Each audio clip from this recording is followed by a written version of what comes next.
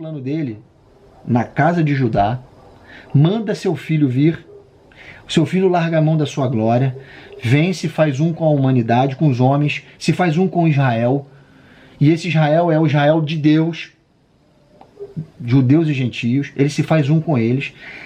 Essa mulher que traiu a Deus, que foi dispersa nas nações, e inclui também Judá, que é a traidora também, mas Deus recebeu de volta, configura o Israel de Deus, ao qual o Cristo se faz um com ela. Ela não é adúltera? Ela não adulterou a Deus? Foi por isso que Deus não deu carta de divórcio para ela? Ela adulterou a Deus. E Cristo se faz um com uma mulher adúltera. E quando uma mulher adúltera se mistura com um homem que é santo, que não tem culpa de nada, na lei que a gente leu, ele não se torna adúltero por causa dela? Não é isso que está na lei? Pois bem, foi o que aconteceu com Cristo. Cristo se tornou, passou a ser adúltero por causa daquela com que ele se fez um. Ele se uniu a uma prostituta, ele se uniu a uma adúltera, ao qual Deus chama Israel, e se fez um com ela. E aí então ele passa a ser maldito por ela. E aí ele vai para a cruz e morre por ela. Está entendendo o que aconteceu? Por que nosso Senhor foi para a cruz? E ali naquela cruz ele junta Judá e a casa de Israel, num só madeiro, nas mãos lá de Ezequiel. Se lembra? E naquele sacrifício ele faz aquela mulher prostituta se tornar nova criatura nele.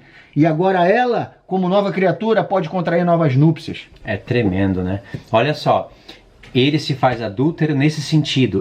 Paulo disse, e Paulo que está falando, hein? Aquele que nunca viu pecado se fez pecado por nós. Porque ele não poderia fazer isso. O que acontece? Ele faz a punição cair sobre ele, mas nele nunca houve pecado. Só que o que o pai faz? Aceita o sacrifício dele. O que interessava para o pai era o sangue do filho. Porque na lei diz que no sangue está a vida, está a alma.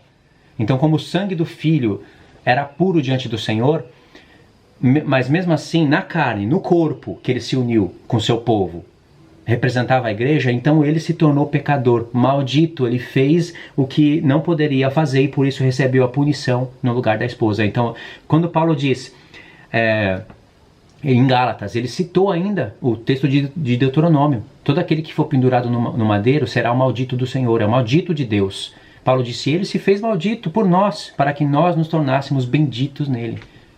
É tremendo isso. Irmão, o que acontece na lei quando há adultério? Os dois são apedrejados até a morte, não é isso? Cara, em Isaías 50, eu acho. A gente vai ler aqui. A gente vai ler esse texto, né? Isaías 50, verso 6. Mostra todo o escárnio ao qual Cristo passou pela adúltera da esposa dele, ao qual ele vai se casar. Se vocês não estiverem entendendo essa questão do filho vir e se formar uma só carne com a humanidade, é só pensar nisso. O filho, irmãos, ele sempre existiu com o pai. Quando ele abandona o pai, assim, você pode estar perguntando, mas e a mãe do texto, né? Vocês estão falando de pai e mãe. Ou seja, nós nem lemos Efésios ainda, mas nós vamos falar de pai e mãe. Cadê o pai e a mãe? Como é que se entende isso? Nós vamos explicar resumidamente. Mas quando ele se faz carne, ele está fazendo semelhante aos homens. E ele veio para se unir com o seu povo, com a sua esposa. Entendeu? É assim que se entende isso, espiritualmente mesmo. Depois de Isaías 50, que a gente vai ler aí, mostrando o escárnio ao qual o Senhor Jesus passou por causa da adúltera, a gente vai... o 54 também. O 54 a gente vai ler depois. João. Isso. Vamos acompanhando aí, irmãos. Tem mais coisa, hein? Tem mais coisa. Assim diz o Senhor, onde está a carta de divórcio da vossa mãe, pela qual eu a repudiei? Ou quem é o meu credor e a quem eu vos tenha vendido? Eis que por causa das vossas iniquidades é que fostes vendidos, e por causa das vossas transgressões, vossa mãe foi repudiada. De novo, ele iniciou um assunto falando de carta de divórcio, que ele sabia, o Espírito Santo previa que nós iríamos pegar o ponto espiritual aqui. Aí, irmãos, resumindo, verso 8.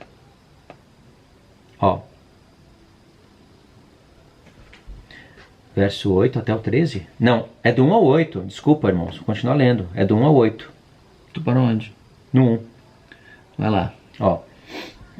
Verso 2. Por que razão, quando eu vim, ninguém apareceu. Quando chamei, ninguém respondeu. Acaso se encolheu tanto a minha mão, que já não pode remir, ou não há força em mim para livrar? Eis que pela minha repreensão faço secar o mar e torno os rios um deserto, até que cheirem mal os seus peixes, pois não havendo água, morrem de sede. Eu visto os céus de negridão e lhes ponho pano de saco por coberta. Aí o verso 4, aqui que interessa, ó. O Senhor dos Exércitos me deu língua de eruditos, para que eu saiba dizer boa palavra ao cansado. Ele me desperta todas as manhãs. Desperta-me o ouvido para que eu ouça como os eruditos. Irmãos, no verso 1 diz assim: assim diz o Senhor. É o Senhor que está falando. O Senhor está falando no verso 2, está falando no verso 3. E no verso 4 o Senhor está falando: o Senhor me deu língua de eruditos. Quem que está falando, hein? Lembra do Salmo 110? Disse o Senhor a meu Senhor? É o Filho. O Filho falando: o Senhor me deu língua de eruditos para que eu saiba dizer boa palavra ao cansado. Olha, é o Senhor falando no verso 4.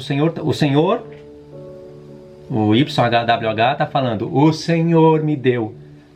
Ele se fez carne aqui. Me deu língua de eruditos para que eu saiba dizer boa palavra ao cansado. Ele me desperta todas as manhãs, ó a vida dele.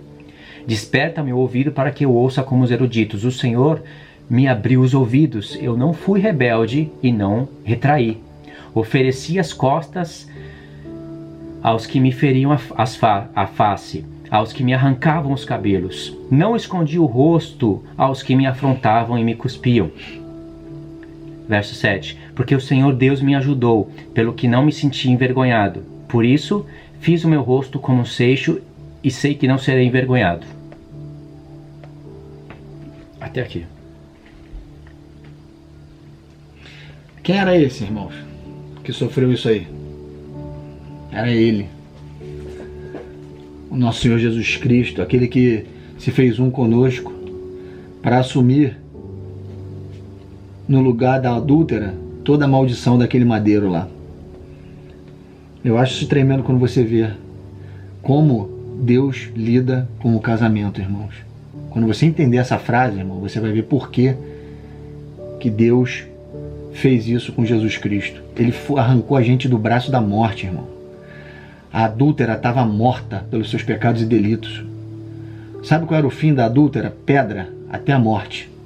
E Jesus Cristo foi lá e arrancou da mão da morte, por ciúme de nós, nos arrancou da mão da morte, nos trouxe para o seu seio e nos fez um corpo com Ele, um corpo remido, lavado, glorioso, e que vai ter um casamento, irmão.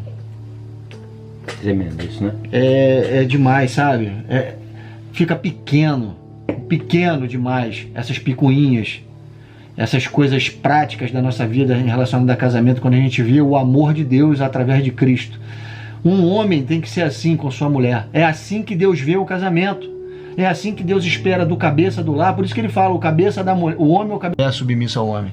E não vai ter adultério, não vai ter incompatibilidade de gêneros, não vai ter discórdia, vai ser um lar de Deus. É assim que tem que ser. É assim que Deus espera até o final, do homem e da mulher. Ele dá esse exemplo no seu filho, irmão. O seu filho veio, e essa é a única parte antagônica do paralelo que tem do Éden com Cristo e a igreja. Aquele homem do Éden, o primeiro Adão, ele já pelo pecado, ele acusa sua mulher e fala: foi a mulher que tu me deste, Senhor. O segundo Adão, com o espírito vivificante, sem pecado, assume a maldição da noiva. Essa é a única parte antagônica do Éden, porque são paralelos idênticos. Mas na hora de você entender que um homem com pecado e um homem sem pecado, como é que eles agem? Um homem no espírito e um homem com o espírito apagado por causa do pecado, como eles agem diferente. Esse aqui apontou o dedo na cara da mulher e acusou ela.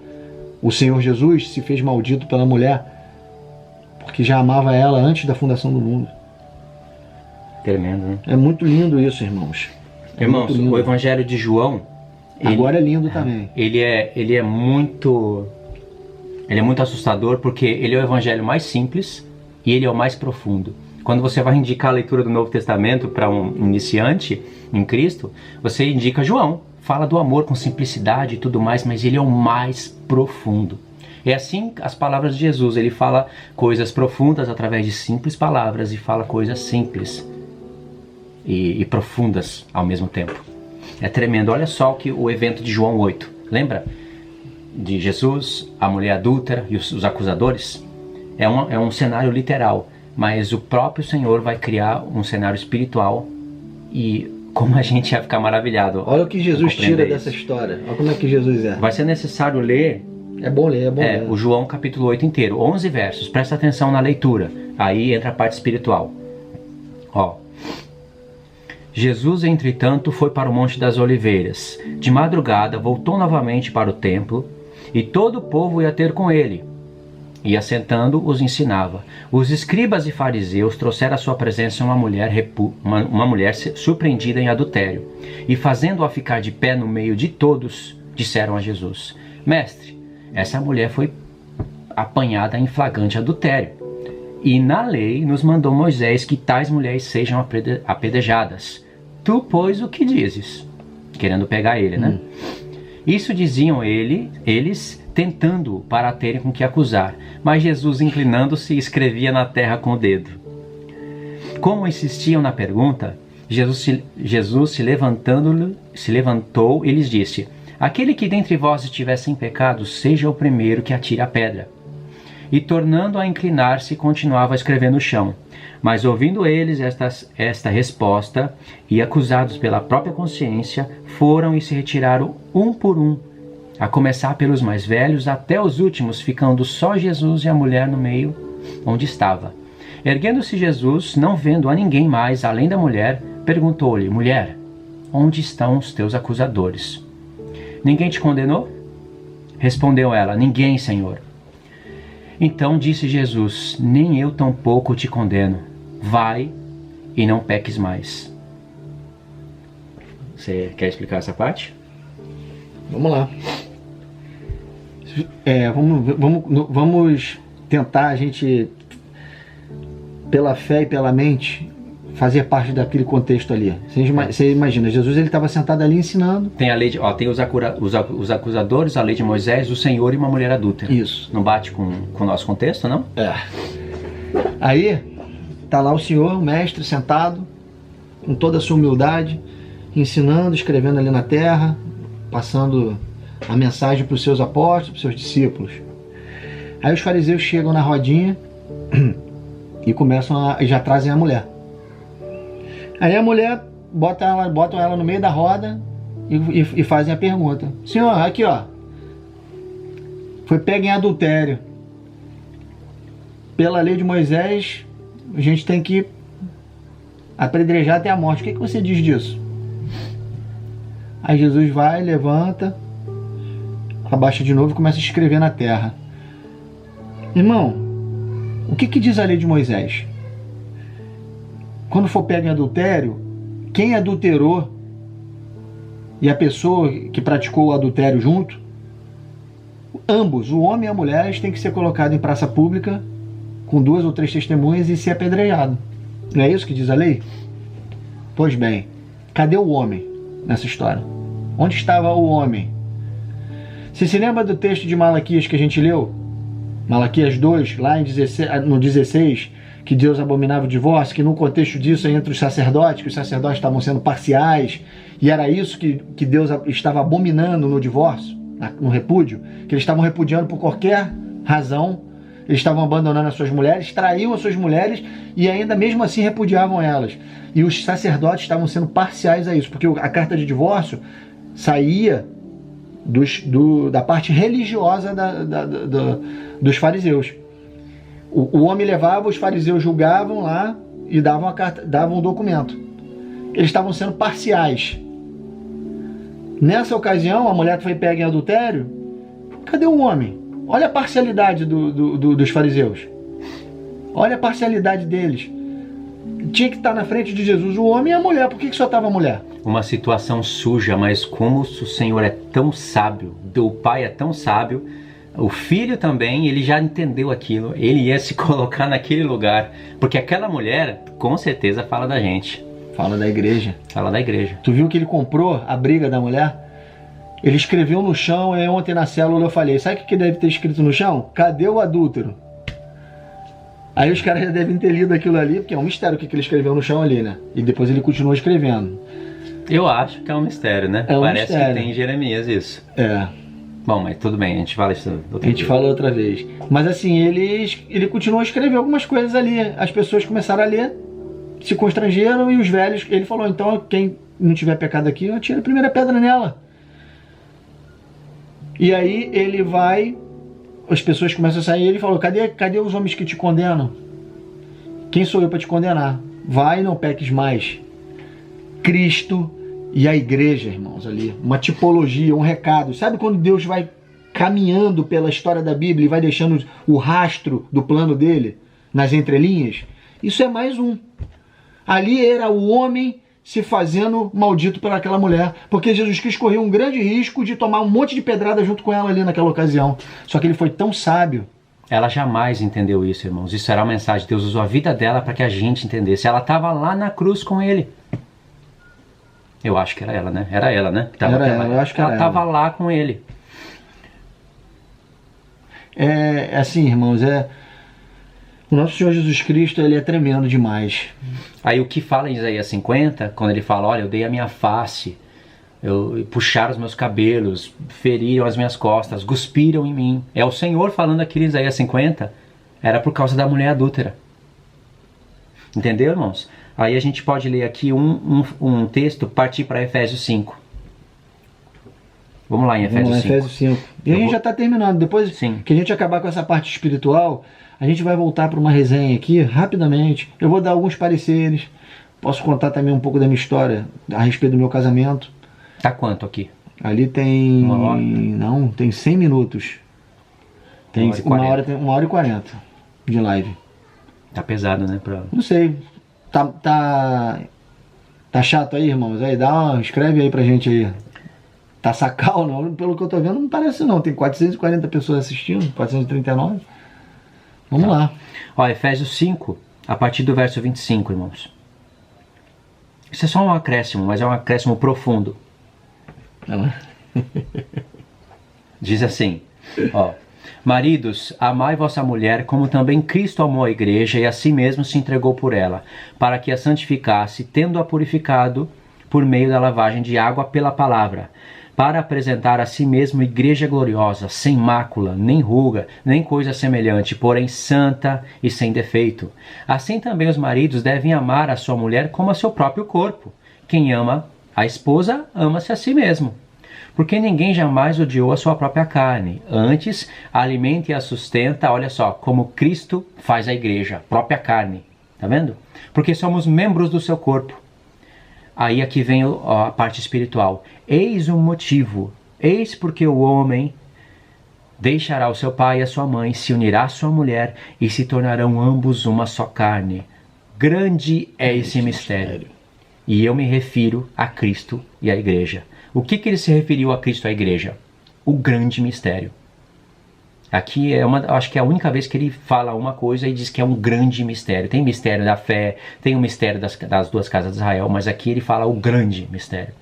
Qual é o grande mistério? O texto de Gênesis. Eis porque o homem deixará pai e mãe, se unirá à sua mulher e se tornarão ambos uma só carne. Irmãos, não, o grande mistério aqui não está a gente entender em quem que é o homem.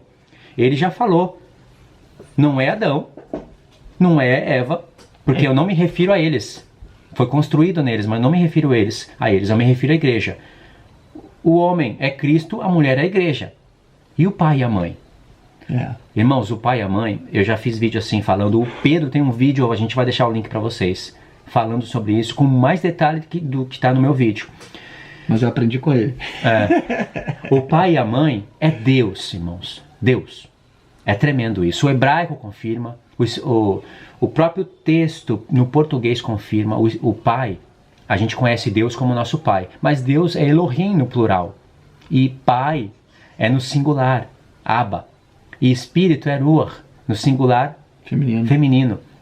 Deus ele está usando toda essa questão que ele mesmo criou para nos revelar que Deus é o nosso pai e a nossa mãe espiritual. Deus não é homem nem mulher, assim como esse homem desse tamanho aqui é a noiva do Cordeiro.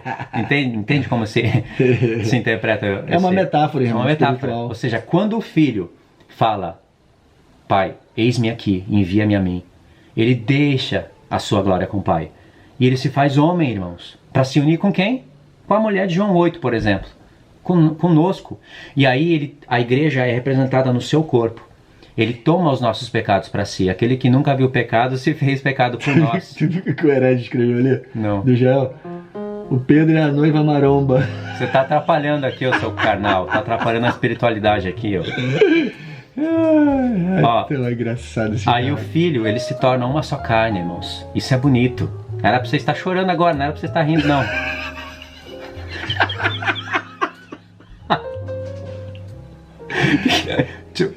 John Wick?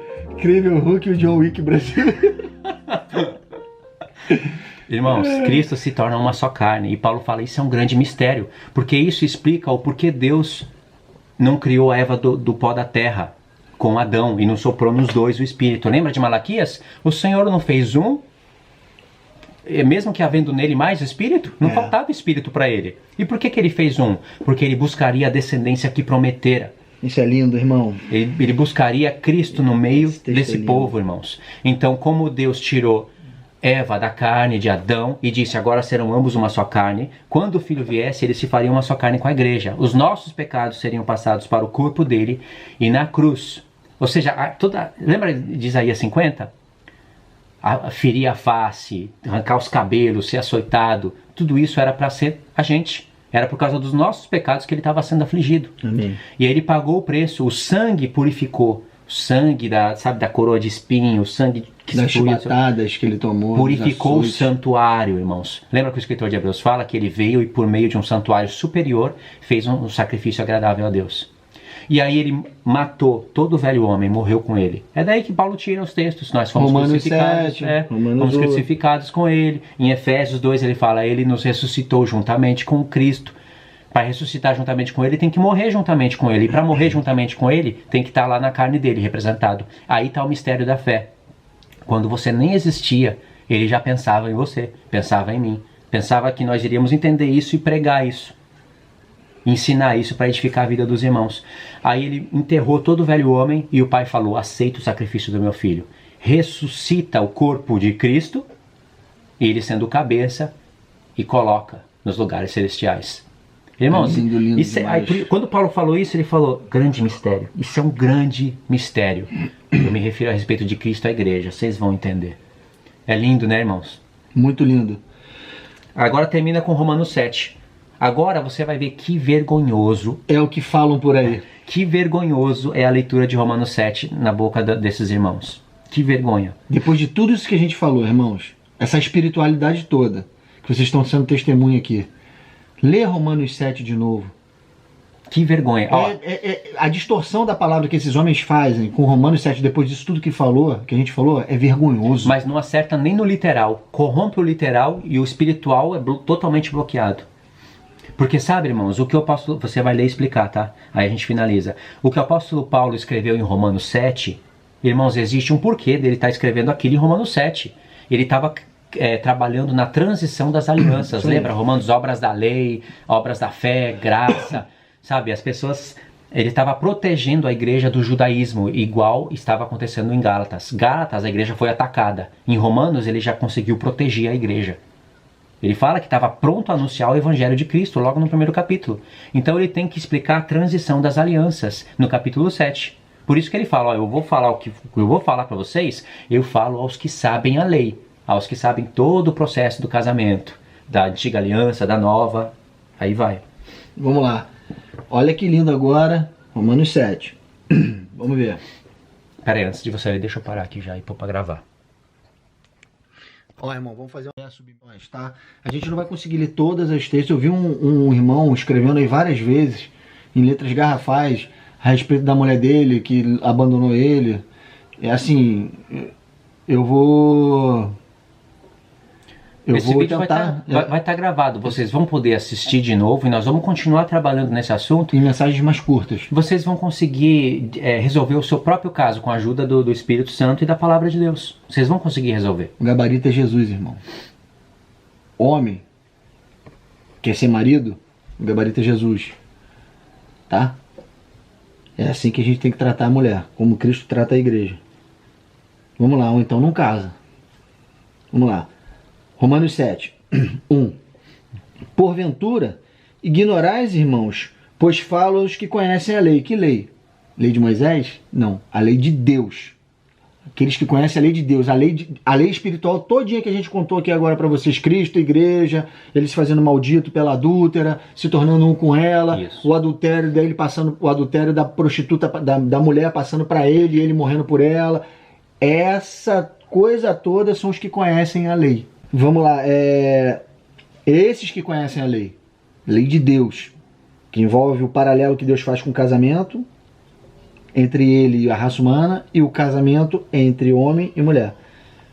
Aí Paulo começa. Porventura, ignorais, irmãos, pois falam os que conhecem a lei, não são os do mundo não, os que conhecem a lei, que a lei tem domínio sobre o homem toda a sua vida. A lei de Deus para o cristão tem domínio sobre toda a nossa vida. Ora, pensando nas pessoas que estavam na antiga aliança também, né? Também. Ora, a mulher casada está ligada pela lei ao marido, enquanto ele vive. Mas, se o mesmo morrer, desobrigada ficará da lei conjugal, da lei do seu marido. Certo?